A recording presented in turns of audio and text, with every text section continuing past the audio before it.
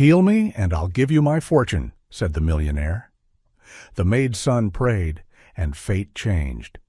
The sound of the phone hitting the marble floor cracked through the air, dry, cold, like a gunshot exploding in the stillness of the garden. The screen shattered, shards of expensive glass scattering and glinting beneath the afternoon sun, but Alexander Crowell did not look at them. What had just broken was not in his hand. It lay far deeper, in a place no surgery could ever reach. Alexander sat motionless in a wheelchair made of lightweight German imported alloy, its price alone enough to support a middle-class family for years. To the world, it was a symbol of technology and status. To him, it was nothing but a gilded cage, a prison without bars and with no exit. The call that had just ended was from Europe. The sixth doctor in 2 months. Zurich, Tokyo, Houston, Paris. Names that once made him believe science would eventually bow to money. But the voice on the other end of the line was the same as all the others. Cold, precise, hopeless. "We are very sorry, Mr. Crowell. The spinal cord damage has stabilized. There are no remaining treatment options." Alexander laughed, a hoarse, scraped sound, like metal grinding against bone. He hurled the phone away, as if smashing it could make the sentence vanish with it. "Useless," he snarled, not knowing whom he was cursing, the doctors, medicine itself, or his own body. Before him, the garden stretched out like a painting, perfect to the point of cruelty. Flower beds were trimmed with centimeter-perfect precision. A French antique stone fountain murmured endlessly, its clear water reflecting the deep red glow of sunset. Everything was alive. Everything moved. Everything except him. Alexander wore a custom-tailored dark blue suit, flawless and unwrinkled. From the waist up, he was still Alexander Crowell, founder of a leading biomedical conglomerate, a man whose signature alone could alter the fate of thousands. But from the waist down, he was no longer anyone at all. Just a dead, empty silence, a forgotten half of a body. "I have everything," he whispered, lowering his head, both hands clenched over his unmoving knees. "And I have nothing." Tears spilled, hot and salty, onto the backs of his hands. Alexander hated tears. He hated weakness. All his life he had learned to swallow emotion and turn it into ambition, into power. But now there was nothing left to transform. Only naked fear remained. The fear of dying in this wheelchair, alone, bitter, surrounded by things that no longer meant anything. A gentle breeze passed through the garden. Leaves rustled softly. Alexander closed his eyes, trying to banish the image of his future self. A half-paralyzed old man, cared for by strangers, paid not to care. Then he heard a strange sound. Not the footsteps of the gardener. He had forbidden all staff from coming near him at times like this. The sound was soft, hesitant, like a dry branch being stepped on by some small creature. Alexander opened his eyes, his sharp gaze sweeping over the neatly trimmed bushes. His brow furrowed as familiar anger surged in his chest. Perhaps it was a stray dog, something that had wandered into a place where it did not belong. He was about to shout, about to call security. But from between the flower beds, a small figure stepped out. Alexander Crowell stared at the child before him, a storm of unanswered questions racing through his mind. How could a child like this pass through 3 layers of security? How had he walked into a garden guarded more tightly than a central bank? But instead of anger, the first thing Alexander felt was confusion. The child did not cry, did not tremble, did not lower his head like the staff did when standing before him. He simply stood there, his head slightly tilted, observing Alexander with curious eyes, as if the man in the wheelchair were the one who had wandered into the boy's world. The boy took 1 step forward, then another. Alexander unconsciously tightened his grip on the wheelchair armrests. His instinct for control rose sharply. He hated unpredictability. He hated disruption, especially when his mind was already splintering. "Stop!" Alexander snapped softly, his voice hoarse with anger and exhaustion. "Who let you in here?" The child did not answer. Perhaps he did not understand, or perhaps he understood perfectly, and simply did not see the need to respond. He stopped beside the wheelchair, close enough that Alexander could smell damp earth and dried grass clinging to the boy's clothes, a scent of real life, out of place amid expensive perfume and cold marble. Then the boy raised his small, dirty hand, his unevenly cut nails visible, and gently placed it on Alexander's knee. Alexander froze. Not because of sensation, he felt nothing at all. That knee had been dead for years. But the image, a tiny hand resting on what had once been a living part of his body, tightened his chest in a strange way. "Take your hand off," Alexander growled. "You're filthy." The child did not pull his hand away. He looked up at Alexander's face, where the tears had not yet dried, and asked in a very small, very clear voice, "Does it hurt a lot?" The question fell into the garden like a stone thrown onto still water. Alexander went still. No one had ever asked him that. No doctor asked how much it hurt. They asked about symptoms, reflexes, recovery probabilities. Lawyers asked about shares. Partners asked about profits. No one asked about pain. Alexander let out a sharp, bitter laugh. "Hurt?" He leaned forward, his eyes sharp as blades. "Do you even know what pain is?" He gestured around the garden, pointed at the mansion behind him, pointed at the luxurious world he owned. "I have all of this, all of it, but these legs—" His voice trembled despite himself. "They're dead." The child bent down, looking at the unmoving knees as if studying an open wound. There was no fear in his eyes, no pity, only the pure focus of a child trying to understand the world. "Dead means not waking up anymore?" the boy asked.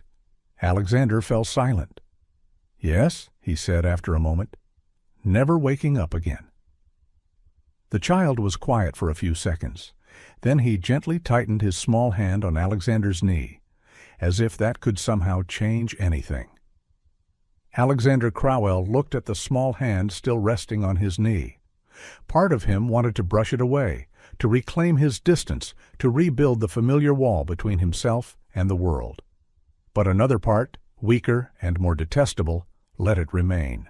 "Do you know who I am?" Alexander asked, his voice lowered, carrying the exhaustion of a man who was tired of explaining himself. "I am not someone you should touch." Noah looked up. His clear eyes reflected the fading afternoon light behind the trees. He shook his head very slightly. "I don't know," he said. "I just see that you're sad." The simple answer caught in Alexander's throat for a moment. He turned his face away, staring at the fountain that flowed steadily, like the heartbeat of something still alive. He hated being seen through, hated having emotions named that he himself did not dare admit. "Sad?" Alexander gave a hollow laugh. "Sad won't fix these legs, kid." He leaned closer, his eyes sharpening with the bitterness of a man who had tried every path. "I've seen the best doctors in the world, the most advanced machines, technology my own company built. What do you think a barefoot child can do?" Noah did not answer right away. He lowered his gaze to the motionless legs, then looked back at Alexander's face. His small hand shifted slightly, as if weighing something very seriously. Inside the Crowell mansion, the air always carried a very particular scent. Floor wax, the cold metallic smell of the air filtration system, and another invisible odor, the smell of fear. It clung to the skin of the servants, making them walk lightly, as if afraid of shattering even their own breath. Clara Evans was used to it. She hurried down the service corridor, yellow rubber gloves clenched in her hands, her heart pounding so loudly she felt she could hear it. Pressed to her chest was a small bundle, wrapped in cloth. Bread, a little fruit, a few scraps she had begged from the kitchen. Not for herself. "Noah," she whispered, more like a prayer than a call. "Mom's home." Clara turned into the old section behind the garden, where the abandoned gardener's shed lay hidden behind ancient oak trees. It was the place she had turned into her whole world, a thin mattress, a few handmade toys, and just enough darkness to escape notice. She opened the door. Empty. The bundle slipped from Clara's hands and struck the old wooden floor with a dry crack. Her heart felt as though it were being crushed. Her eyes swept wildly across the tiny room, as if by looking hard enough her son might materialize from thin air. "Noah?" Her voice broke. The door at the back, the one that led to the narrow path toward the main garden, was ajar. Clara felt the blood drain from her body. Noah knew the rules. He knew he was not allowed to go outside. He knew the man in the big castle was a monster he must never touch. Clara had taught him that, not out of hatred, but out of fear. Fear of losing her job, fear of being thrown onto the streets, fear of having nothing left to feed her child. Without thinking, Clara ran. She sprinted, her uniform dress snagging on bushes, thorns scraping her skin. But she felt no pain. A mother's fear drowned out everything else. As she reached the edge of the main garden, Clara heard a voice. Not the familiar commanding voice, but a cry filled with desperation. "Heal me!" Clara froze. She shoved through the branches before her, no longer caring if she was seen. And the sight before her made her lungs feel as though they stopped breathing. Alexander Crowell, the man the entire estate feared, was bent forward in his wheelchair, his face twisted with rage and tears. And in front of him, her Noah, small and fragile, was being tightly held by the hand. "Noah!" Clara screamed, her voice tearing through the silent air. She burst from hiding, no longer knowing fear. She saw only her son, that small hand trapped in the grasp of a man who could destroy her life with a single word. "Please," Clara dropped to her knees striking the white gravel. "Please, sir, don't hurt him. He's just a child." She reached out and pulled Noah toward herself, clutching him to her chest, as if letting go for even a second would make him disappear. "It's my fault," she sobbed. "I hid him. I was wrong. You can fire me. You can call the police.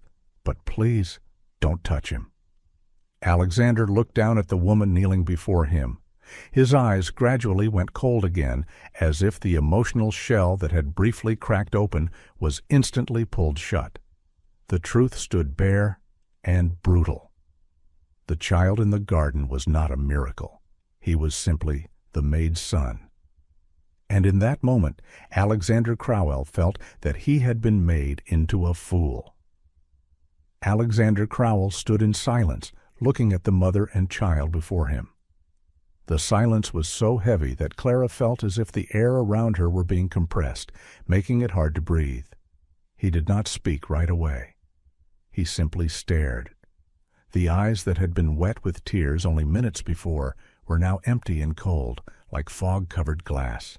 And then Alexander laughed, not an angry laugh, not a bitter laugh, but the dry laugh of a man who has just realized how foolish he has been. "So that's it," he said slowly. "Your son." Clara held Noah tighter, as if her body could become a shield for her child. "Please, Mr. Crowell," she said, her voice trembling. "I didn't mean to deceive you. I had no other choice." Alexander leaned forward, both hands gripping the wheelchair armrests. From below, Clara could clearly see the contempt rising in his eyes. "No other choice?" he repeated. "You turn my property into a shelter for your child, secretly steal food, and you call that no other choice?" "Noah didn't steal," Clara blurted out instinctively. "I asked for leftovers. I'll deduct it from my pay. I can—" "Silence!" Alexander snapped. Noah flinched, but did not cry. He looked up at the man in the wheelchair, not understanding why that voice had suddenly become so sharp. Alexander turned to the boy. "You," he said, lowering his voice. "Do you know what your mother has done?" Clara shook her head frantically. "Please don't drag him into this." But Alexander did not listen. He was fighting something inside himself, a fierce surge of shame. He, Alexander Crowell, who had never believed in miracles, had let a moment of weakness make him believe that something sacred had been happening. It had all been a lie, a performance staged by poverty and desperation. "That's enough," Alexander said, his voice now frighteningly calm. "You're fired." Clara felt her ears ring. "You... what?" she whispered. "You heard me," Alexander said clearly, enunciating every word. "You and your son must leave this property immediately." He raised his hand and pointed toward the grand gate where the stone road led out of the estate. "Before I call security, or worse." Clara collapsed to her knees again. "Please," she sobbed. "We'll go, right now. But please, please don't do anything to Noah." Alexander watched the scene without the slightest movement. In his mind, everything that had just happened in the garden was now nothing but humiliation. He had let himself believe in a child's prayer. He had opened his heart, only to have it shattered once again. "Go," he said curtly. Clara nodded repeatedly, tears falling onto the white gravel. She held Noah, preparing to stand, preparing to accept a fate of returning to darkness and hunger. But Noah did not stand. The boy gently loosened his mother's grip. "Noah, no," Clara whispered in panic. He turned to look at Alexander, not with fear, but with the eyes of a child who sees someone in pain. "Sir," Noah said softly, "you're angry because you're scared, right?" Alexander froze. Those words cut straight through the cold armor he had just built around himself. Noah's question hung in the air like a slowly falling leaf, so light that no one would expect it to create such a deep crack.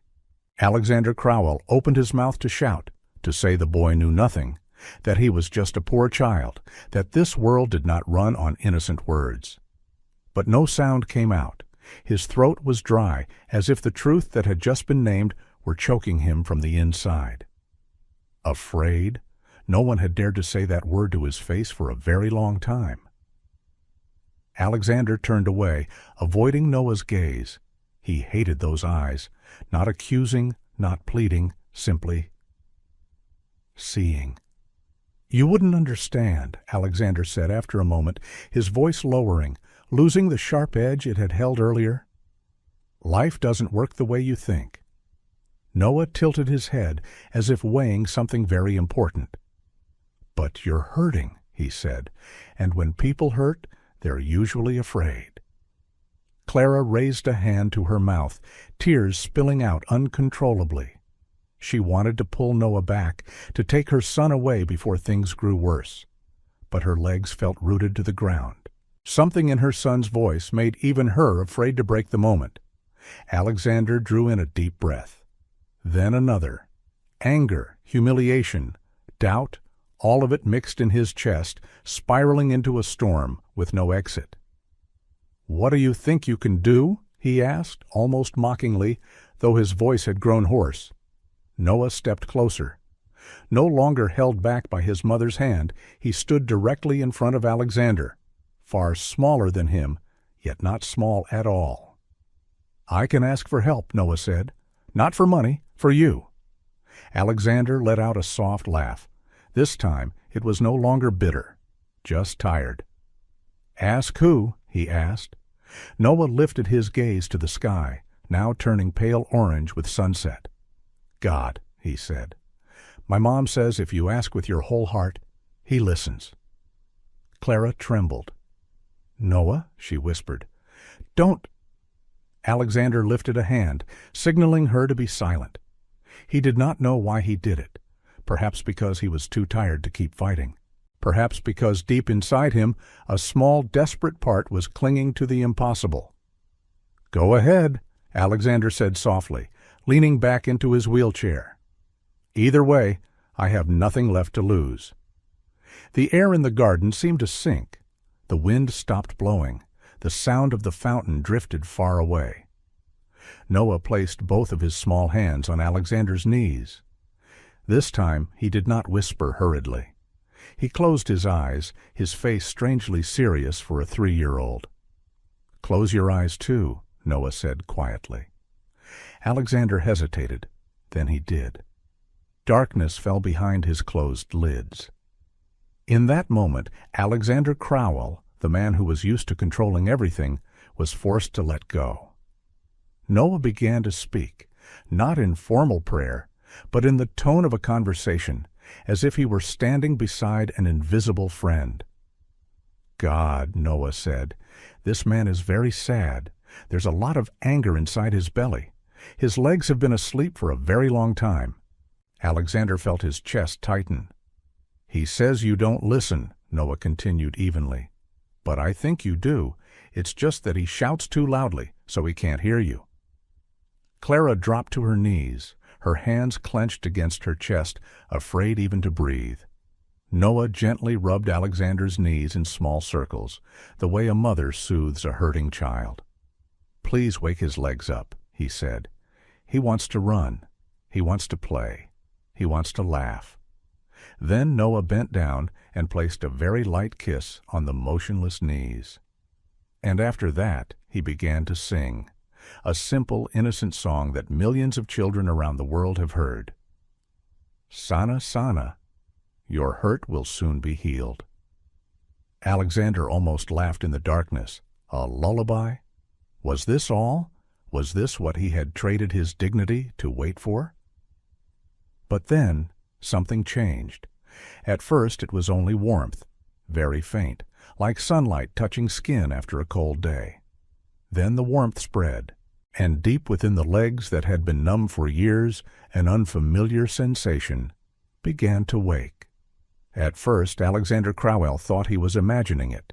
The warmth was too faint, too fragile, more like a memory than a real sensation. For 6 years he had deceived himself many times before. A random muscle twitch, a drug-induced hallucination, a foolish hope born of desperation. He had learned to extinguish all such signals before they had a chance to grow.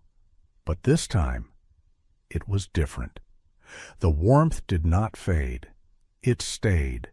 It spread, slowly but with determination, through the expensive fabric of his trousers, through skin that had long forgotten sensation, and reached the deepest place in the legs he had believed were dead.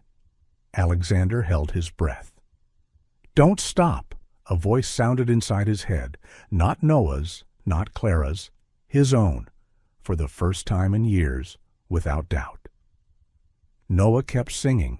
His voice was steady and innocent, yet carried a strange rhythm, as if every syllable struck exactly where it needed to. "Sana, sana, your hurt will soon be healed." Suddenly the warmth flared. It was no longer comfort, no longer gentle sunlight. It became fire. Alexander sucked in a sharp breath, then let out a hoarse groan. His chest tightened. Beneath Noah's small hands, his legs began to burn, as if someone had pressed red-hot metal plates against them. "What's happening?" Clara cried out in panic. Alexander could not answer.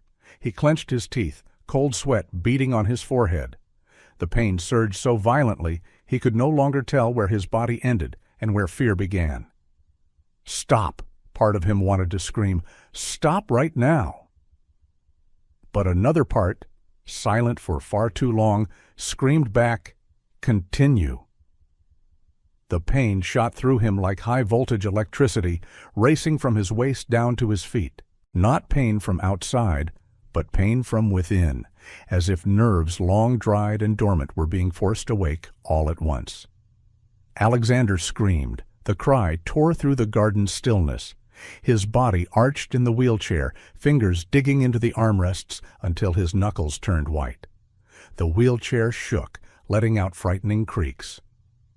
"No, Noah, stop!" Clara screamed in despair. She lunged toward her son, then froze. Noah did not hear.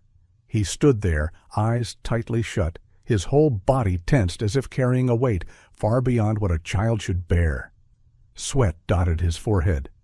His small hands were pressed firmly into Alexander's knees, as though he were holding something about to shatter. "You have to believe," Noah whispered, his voice trembling with effort. "You have to let go. Let go of all the anger."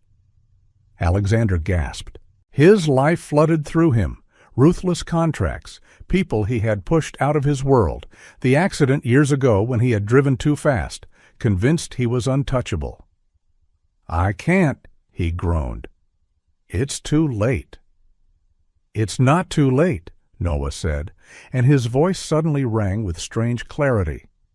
The pain surged again. This time Alexander felt as though his spine were being broken and fused together in the same instant.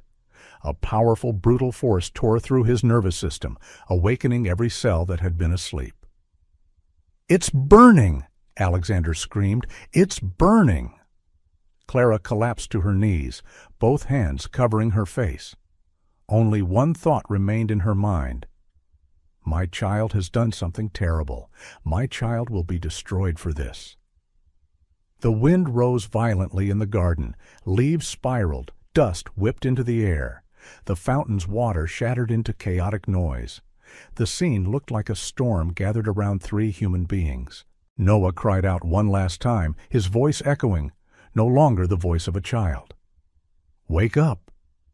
And then everything stopped. The fire went out. The current vanished. The pain dissolved with terrifying speed. Alexander collapsed back into the wheelchair, gasping, his entire body drenched in sweat. His head fell against his chest, motionless. Silence dropped over the garden, heavy and absolute. Clara trembled as she opened her eyes. "Mr. Crowell," she whispered. There was no answer. In that moment, Clara believed everything was over. And if this was the price of a miracle, it was far too high. Silence fell over the garden like a burial shroud. There was no wind, no water, no children singing. Only the heavy, broken breathing of Alexander Crowell echoed through the empty space. Clara knelt motionless on the white gravel, both arms wrapped tightly around Noah. She did not dare to cry out loud. She did not dare to move. She was afraid that even the smallest motion might cause the truth before her to collapse completely. Alexander's head hung forward, his chin resting against his chest. His graying hair was soaked with sweat, plastered to his forehead. If not for the slow rise and fall of his chest, Clara would have believed the man was dead. "Mr. Crowell," she called softly, her voice breaking. Alexander did not answer. Noah lifted his head from his mother's shoulder. He looked at the man in the wheelchair with tired but calm eyes, as if he had just finished something very important. "He's resting," Noah said quietly. "He's tired." Clara trembled. She held Noah tighter, and at last the tears spilled free. A few seconds passed, then a few more. Time stretched into infinity. Alexander slowly drew in a deep breath, then another. He lifted his head very slowly, as if any stronger movement might cause everything that had just happened to dissolve like a dream. His eyes opened, bloodshot. His empty gaze slid over Clara, over Noah, and then stopped on his own legs. Alexander frowned. Something was different. Not the burning sensation from before, but something very strange, like a faint, deep humming beneath the skin, continuous and low. Not clear, not comfortable, but present. Alexander whispered, his voice hoarse. "I feel—" He swallowed hard, his heart pounding so violently he thought it might burst through his chest. Alexander closed his eyes. All his will condensed into a single command, the same one he had tried thousands of times in vain over 6 long years. Move. 1 second, 2 seconds. Then Alexander's right leather shoe slid slightly along the wheelchair footrest. Just a little. Very small, barely the width of a finger. but it had moved. Clara raised a hand to her mouth. A strangled sound escaped her throat. Not a cry, but the sound of someone who had just witnessed the impossible. "No," she whispered. It can't be." Alexander's eyes flew open. He stared at his leg as if at some alien creature. His breathing grew rapid. His whole body trembled. "I did it," he said, his voice rising, breaking. I did it." Tears poured out, uncontrolled, streaming down a face long accustomed to coldness. Alexander Crowell laughed, and then he cried, like a child who had just learned how to touch the world for the very first time. Alexander Crowell remained seated in his wheelchair for a long time after that moment. He said nothing, no orders, no shouting. He simply sat there, staring at his legs, as if afraid that if he looked away, the miracle that had just happened would disappear. Clara still did not dare to stand. She held Noah in her arms, her whole body trembling. Everything had happened too fast, too violently, far beyond her ability to understand. Part of her was still waiting for the next outburst of rage, waiting for shouting, for an order to leave, or for the call of security. But Alexander did nothing. He slowly lifted his head, his gaze settling on Noah. There was no contempt, no doubt, only something very strange. Reverence. "You." His voice was hoarse. "What's your name?" "Noah," the boy answered naturally. "And you're the sad man." Alexander smiled faintly, a trembling, awkward smile, as if his facial muscles had forgotten how to do that. He turned to Clara. "You may stand up," he said. Not an order, an invitation. Clara hesitated, then slowly stood, still holding Noah, as if he were a treasure.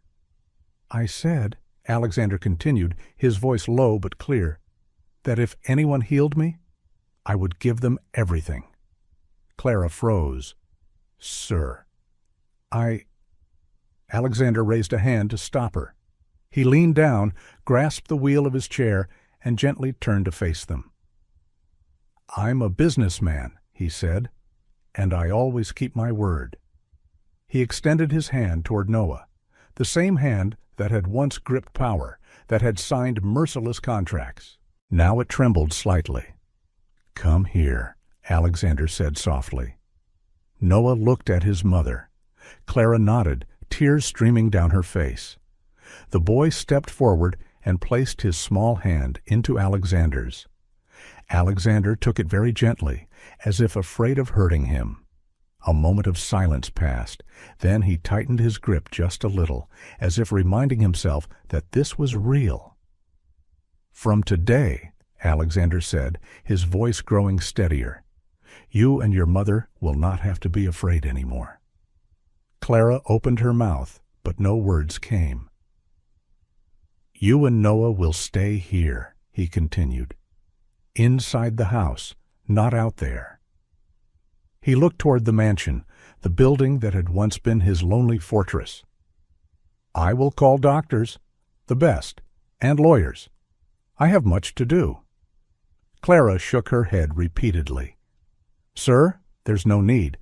We just—" "There is," Alexander cut in, but his voice held no harshness. "Not because of the miracle." He looked straight at Clara, his gaze so serious that she was forced to meet it. "Because I allowed a mother and a child to live in darkness on my own land." Clara broke down in tears, not from fear, but from relief. Alexander turned to Noah again. "You gave me something money can't buy," he said. "Now, it's my turn to protect you." Noah smiled and nodded, as if that were obvious. And for the first time in many years, Alexander Crowell felt that his life, at last, had found its direction again. In the days that followed, the Crowell estate was no longer a place of deathly silence. On the first morning Alexander entered the private rehabilitation room inside the house, he nearly had to be lifted onto the therapy bed. His legs were still weak, heavy, as if they did not belong to him. The faint humming sensation had not faded. It was even more painful than before, as if every nerve that had just awakened was screaming in protest at being alive again. "We have to go very slowly," the doctor said cautiously. "You've been without sensation for too long." Alexander nodded, but his eyes no longer held their familiar doubt, only determination. Every time the pain surged, he remembered that afternoon in the garden, the small hands resting on his knees, the innocent singing rising through despair. Noah often sat in the corner of the room, legs swinging, holding a water bottle. Whenever Alexander gasped for breath, the boy would run over and wipe the sweat from his forehead with an oversized towel. "Keep going, sad man," Noah would say. "Pain means you're waking up." Alexander laughed, even as his teeth clenched against violent spasms. He had never imagined a child could speak the words his whole life had needed to hear. Clara stood quietly at the doorway, watching. She no longer wore a maid's uniform. Her clothes were simple and clean, her face still tired, but her eyes no longer afraid. Sometimes Alexander would catch her gaze, not gratitude, not pleading, but the guarded look of a mother who had already lost too much. Alexander understood that, and for the first time it did not offend him. On Saturday afternoon, the doctor brought in a set of parallel bars. Alexander sat in his wheelchair, both hands gripping the cold metal. He took a deep breath. The familiar fear crept up his spine, the fear of failure, the fear of having hope betray him. "You don't have to do this today," the doctor said. Alexander shook his head. "Noah," he called softly. The boy ran over, grabbing the hem of his jacket. "Stand up so I can see," Noah said, as if giving an order. Alexander closed his eyes.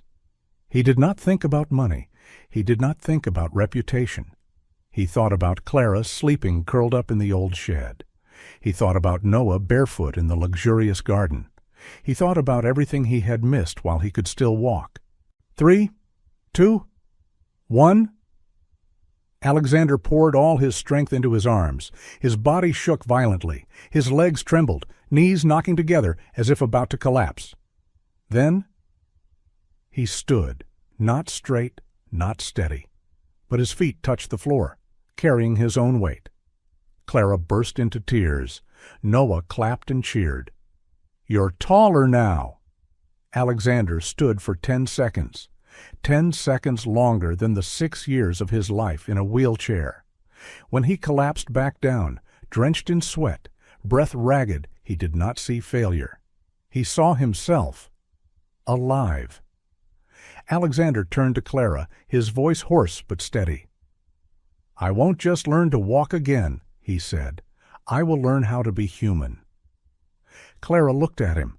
For the first time she did not see her employer, nor the monster in the castle, but simply a man learning to stand again, both on his legs and in his heart. Outside, the sunset draped the garden in gold. Everything looked the same, but for those 3 people, life had turned onto a different path. And the true miracle was not in the legs. It was in the redemption that had just begun. 2 years later. That afternoon, the garden of the Crowell estate was once again bathed in gentle golden sunlight, the same light that had once witnessed a miracle begin, and now was about to witness another, quieter yet far deeper. Alexander Crowell stood in the middle of the stone-paved path with no wheelchair beside him. His legs were steady, not perfect, not as quick as before the accident, but strong enough to carry him forward, step by slow, certain step. Each stride carried memories of pain, of perseverance, of therapy sessions that had once felt impossible to endure. But today Alexander felt no pain, only anticipation, an emotion he had never allowed himself to feel for most of his life. Clara stood beneath the old oak tree where 2 years earlier she had once knelt, trembling in fear. Now she wore a simple ivory dress, her hair falling softly over her shoulders. She was no longer a woman living in the shadows. She was a mother, a beloved woman, and the person Alexander had chosen every single day for 2 years. Noah stood between them, much taller now. He held Alexander's hand tightly, his other hand holding his mother's, his face glowing as if he knew this was a special day. Alexander stopped. He drew in a deep breath. "Clara," he said, his voice low but clear. "2 years ago, you entered my life in fear, and I entered yours in arrogance." Clara smiled, tears shining at the corners of her eyes. "You and Noah didn't just help me stand again," Alexander continued. "You taught me how to live." He slowly knelt down, not clumsy, not hesitant, a movement that would have been unthinkable 2 years earlier. Alexander took out a simple ring, modest, yet chosen with complete sincerity. "Clara Evans," he said, "will you marry me?" Clara raised a hand to her mouth, tears falling freely. She nodded, unable to speak.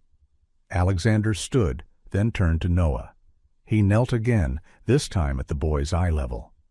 "Noah," he said softly, "you came into my life as a miracle, but what I want even more is to be your father." Noah did not hesitate. He threw himself into Alexander's arms. "I've called you Dad for a long time already," he said, his clear voice bright. Their wedding took place a few months later. Small, warm, without extravagance. When the church doors opened, everyone rose in silence. Clara appeared at the head of the aisle, holding a simple bouquet, her eyes searching for her man. And Alexander Crowell, without a wheelchair, without assistance, walked toward her step by step. Slowly, steadily. Every step was a promise kept. Noah ran ahead, scattering flower petals down the aisle, laughing brightly. When Alexander and Clara stood together at the altar, light filled the space, and no one remembered the painful past. There was only one family left.